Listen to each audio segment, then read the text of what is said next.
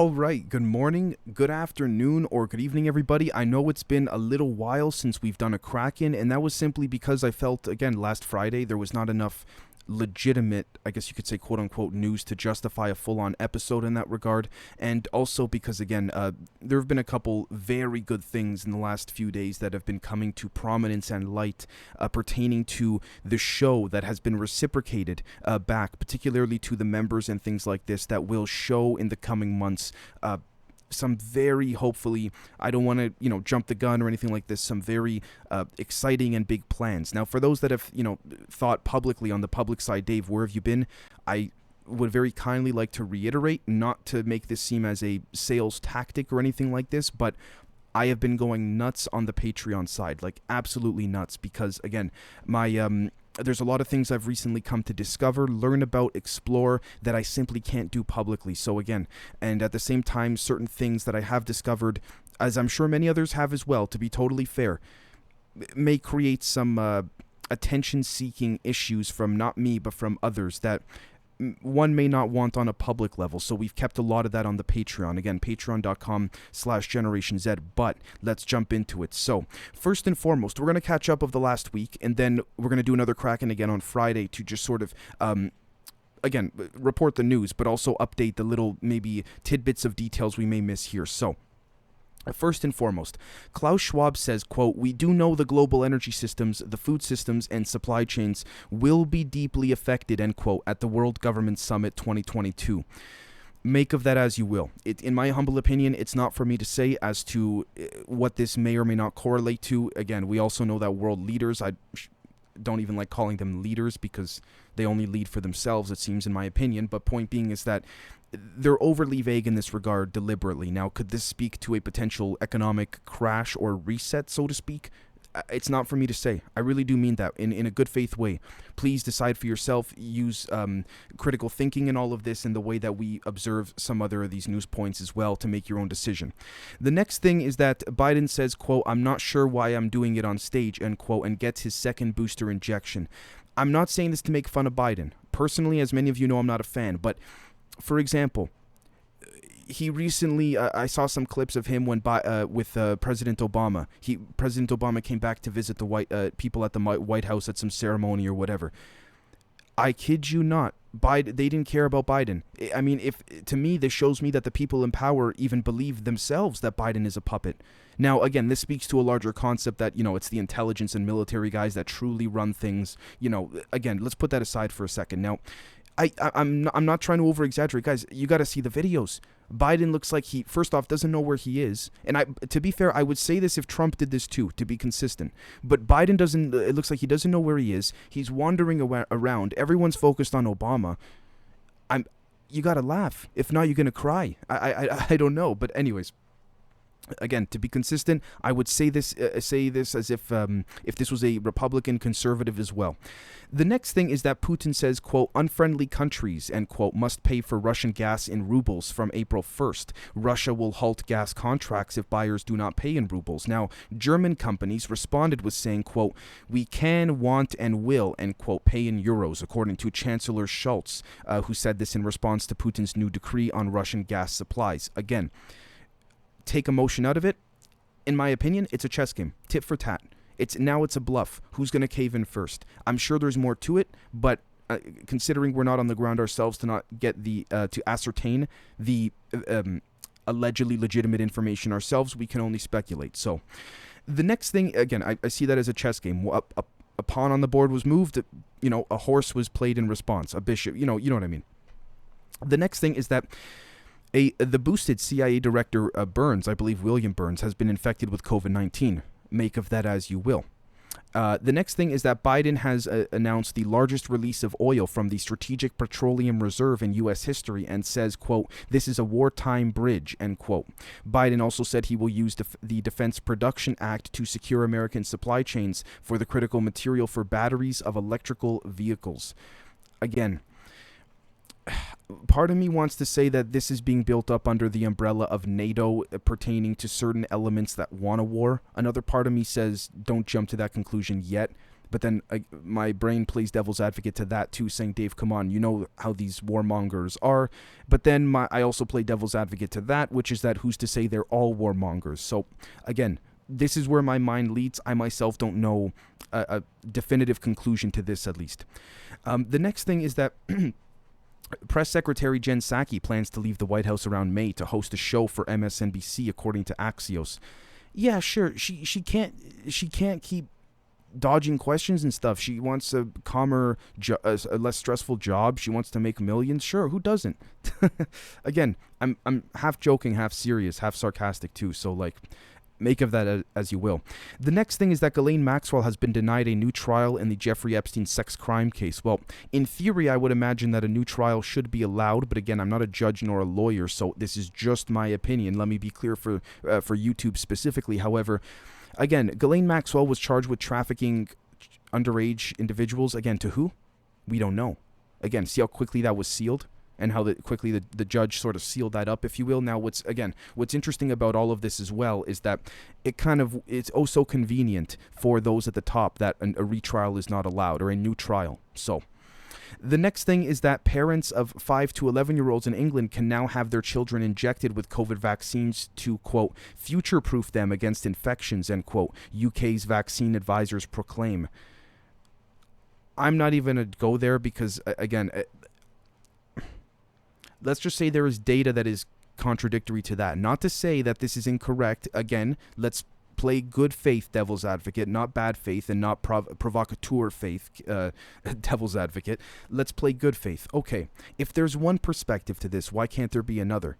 My issue, again, I will say very quickly, one of the last times probably, is not about the beep boop itself.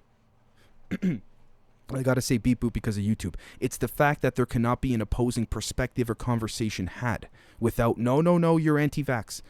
You mean critical thinking, informed consent? This is just how I view it. Maybe I'm wrong. So again, make of that as you will. The next thing is that Qatar officials say that rainbow flags may be confiscated from fans at the World Cup to, quote, protect them, end quote. Again, make of that as you will. I say this because I know what this is referring to, but at the same time, I don't want to defend them. I just would like to get a better understanding of this particular justification if I were to live in Qatar, but I have not lived there, so I don't want to conclude in either direction on that, if I'm being honest. Now, I'm not saying that I agree with, anti-Semites or anti-trans people. None of this. I have many friends that are gay, that are some of the nicest people you'll ever meet, and all of this. I have no issues with what they do in the bedroom. That's their business. Now, again, at the same time, however, I do wonder, because I truly don't know, if there is a cultural aspect, or even if it's cultural, is it fair to blanket that onto the masses? See, I'm already playing devil's advocate in my own head, so I'm going to have to get back to you on that one, guys. The next thing is that dozens of Extinction Rebellion and Just Stop Oil eco-activists, those are the two names of some activist groups, some fairly large ones as I understand it, are arrested after 10 fuel sites were obstructed across Britain. The groups threatened they would become, quote, more disruptive than ever, end quote, from next week. So again, make of that as you will. The next thing is that Jack Dorsey, ex-CEO of Twitter, says he is partially to blame for the state of the internet today and regrets it. Again, sort of like, sorry guys, I robbed the bank, I kept the money, but I'm sorry. That's how I view it. Now, with that being said, do I think Mr. Dorsey, from a non-emotional standpoint, has played a large part in the destruction of the internet, specifically pertaining to the association of alleged open source data to that of the intelligence community? Yeah, I personally, yes. I would tell him that to his face, to be honest. With that being said, however, to play devil's advocate, I think regardless of who you put in there, whether it was a Jack Dorsey, a Joe Blow, whatever, the intelligence community would have come knocking for control and centralization of the internet. But one could argue as well that as we talk about on patreon.com/GenerationZ, the internet was, I think, initially ARPANET or something like this. Again, from our Dose of Reality episode in our series there. So who am I to ultimately conclude definitively? The next thing is that Sri Lanka is now blocking almost all social media platforms after imposing a curfew amid civil unrest across the nation. ooh, I don't know if I agree with that one. I'm just going to be straight out black and white on that. So the next thing is that Imran Khan has officially been removed as Prime Minister of Pakistan with immediate effect per notification of the Cabinet Division of the Islamic Republic. You see, as I had said a couple weeks back, I'm not trying to say I told you so. I'm just saying that, again, it seemed like a chess game. He lost. He got pushed out. I'm sure there were things behind the scenes that went on that resulted in this. Very rarely do public actions stand as the sole justification of such an instance. But again, the next thing is the Dutch railway network has completely halted until Monday morning due to a major IT failure, according to local media. To be fair, I think it is back online. This was reported this past weekend. So again, a little bit behind on the news, but we're catching up.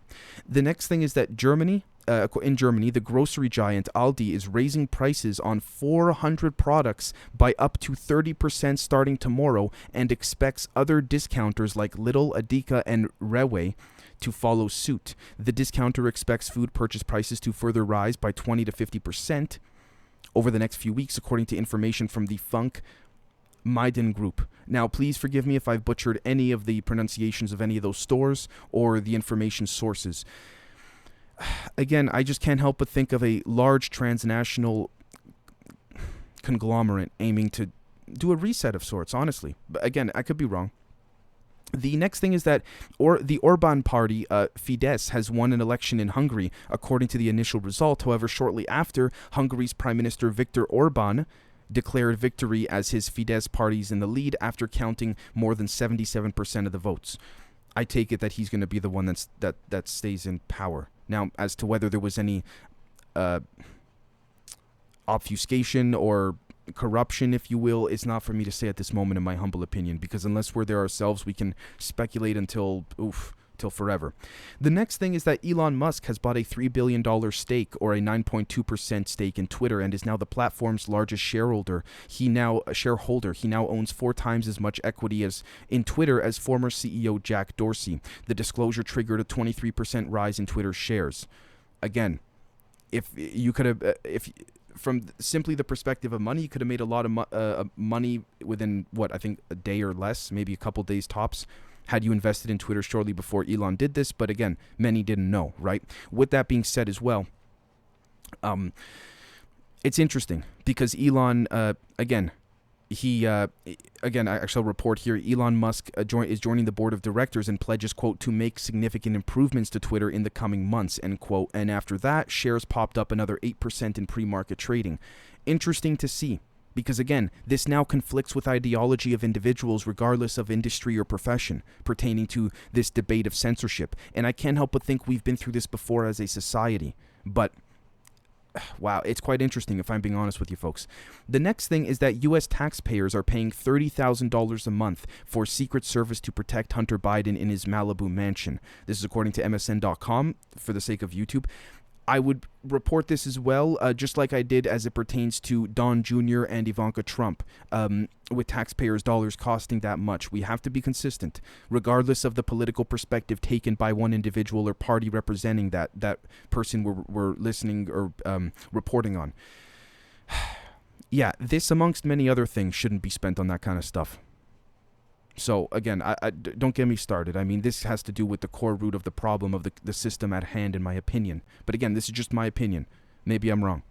The next thing is that Germany places a Gazprom subsidiary temporarily under state control. The company operates over 25% of the country's gas storage capacity.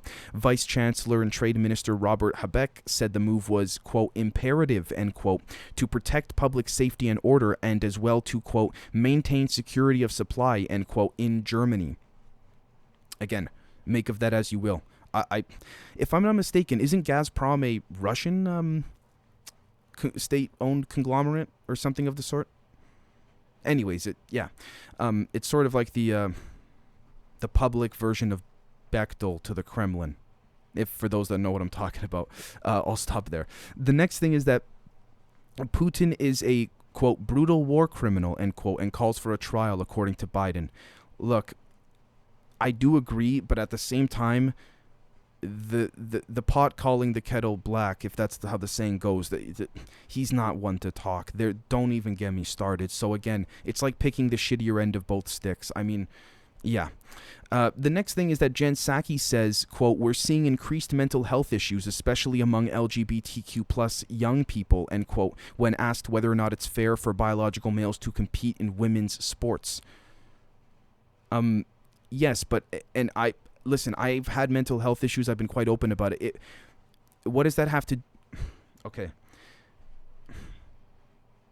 Oh, this is a tough one. Is she trying to say, and maybe I'm interpreting this incorrectly, and if I am, please let me know in the comments. Is she trying to say that because of increased mental health issues amongst trans individuals, that they're now justifying this as a reason to let biological males or females play in the opposing genders category? Because, for example, I will quote here, according to UK Prime Minister Boris Johnson at the bottom here, for those watching on YouTube, he says that biological males should not compete in female sporting events. Again, I'm not saying this as it pertains to sort of be a troll or to be a provocateur or to trigger people. I don't claim to have the answer, but a legitimate justification is made as it pertains to the muscle fibers and genetics of someone, even after they go through the hormone treatment therapy, I think it's called. Again, please forgive me if I don't know the exact terms, but I don't also claim to have the exact answers either, if I'm being honest. Now, I understand, for example, if a man transitions into being a woman, ideologically, look, what you do with your body is your choice. I really do mean that, truthfully, but say I weigh 220, 230 pounds. I want to become a woman. Okay, then I want to get into sports, and I'm fighting a woman who's 160 pounds, 170. Now, I get it, Dave, weight classes, all these different things. I get it. So I'm willing to give it the benefit of the doubt, but to what extent can a line be drawn or not drawn? So, yeah. The next thing is that Directv has terminated the One American News, or OAN channel for short, from its lineup. This I was quite surprised, but I also... Actually, no, I was slightly surprised. I thought it would have happened earlier, and so I thought that since it hadn't happened earlier, that it would never have happened. But again, wow. The next thing is that German Ethics Council sharply criticizes the uncritical reporting of the mass media during the pandemic in a newly released 161-page report. Interesting. I'm going to leave that there. The next thing is that Representative Matt Gaetz said to the U.S. Secretary of Defense, and you'll see why I put this in here, and I quote, "Maybe we would be better at them if the National Defense University actually worked a little more on strategy and a little less on wokeism," end quote. Okay. To be fair, Representative Gaetz, as I understand it, he's not one to talk either. With that being said, he's looking for views, clicks, attention, all of this. At the same time, one could potentially strongly argue that, and this is not coming from me, but one could argue that there is an issue of wokeism in the military pertaining to, again, I don't even want to say wokeism because I don't like the stigma attached to that, but pertaining to a misdirection of focused resources and attention, let's say. Now, who's to say that it's misdirection? It's not up to me, but the next thing is that Biden says, quote, "My name," this was actually, I should have reported this earlier pertaining to when he was wandering around like he didn't know what he was doing. "My name is Joe Biden. I'm Barack Obama's vice president, and I'm Jill Biden's husband," end quote. This was when Obama came to visit the White House, I believe. Again, it's his own words. I'm not trying to make fun of the guy. So I also understand, too, from a military perspective, we must support the commander-in-chief no matter what. But at the same time, I mean... Okay, you know what? I'm just going to stop there because we can go on forever with that. The next thing is that pertaining to the John Durham filing, the Durham probe, Hillary Clinton's campaign, its lawyer, and a tech executive took part in a, quote, joint venture, end quote, to gather and spread dirt about Trump during the 2016 presidential campaign, according to the NewYorkPost.com. Again, make of that as you will. And I really do mean that in a good faith way, the same way I speak of that pertaining to the COVID, the beep boop, what have you. If there's evidence, there's evidence, right? Why isn't this slammed all over the media like it was with, the P-tape and all this? Again, I think we know why, but don't let me influence your decision because I could be missing some aspects of it. The next thing is the European Union is building up strategic reserves for chemical, biological, and radionuclear emergencies. The Union mobilized its medical reserve unit to procure potassium iodide tablets. I couldn't help but think of the former head of the European Union who said, "I've spoken to the leaders of other planets, and they're concerned about the direction of the EU, and how that didn't seem to be corrected per se." I found that interesting, to be honest with you guys. So again, maybe this is why. I'm just speculation. The next thing is that Pope Francis holds up a battered Ukrainian flag sent from Bucha and kisses it. I'm not going to comment. I'm just going to leave that there. Yeah. Okay, now this is what gets interesting. Encounters with UFOs have reportedly left, quote, unaccounted for pregnancies, end quote, and radiation burns, a newly declassified Pentagon report claims. Interesting, because for those watching on YouTube, if we head to the right-hand side here, a tweet from Eric Weinstein. If you're questioning this as a deep hoax, I will say it is consistent with scientific claims made to me to have seen radical damage to internal tissues consistent with seemingly crazy external descriptions that sound like ghost stories. Very hard to fake things like that. And he is paraphrasing and quoting Ross Coulthart's tweet pertaining to the report I just read to you. So again, make of that as you will. This is a quote from dailymail.co.uk. So again, quite interesting.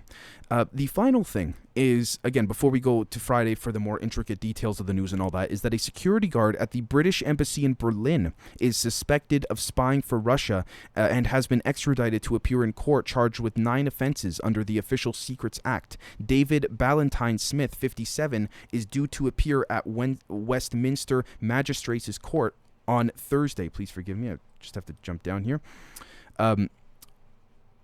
Tomorrow, I believe. Yes, the UK national was arrested by German police on August 10th.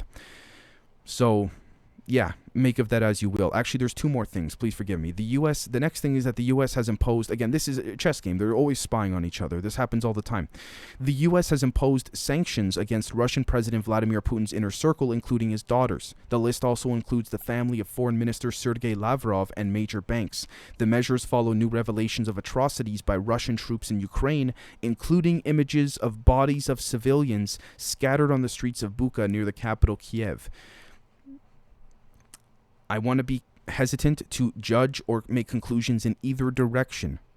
I'm not doubting nor not doubting the intelligence agencies of Russia, Ukraine, or the West, or even Europe. I just want to hold back before I formulate a personal opinion. So again, let's make of that as you will currently. It's a strategy. Keep that in mind. Let's try and take emotion out of it.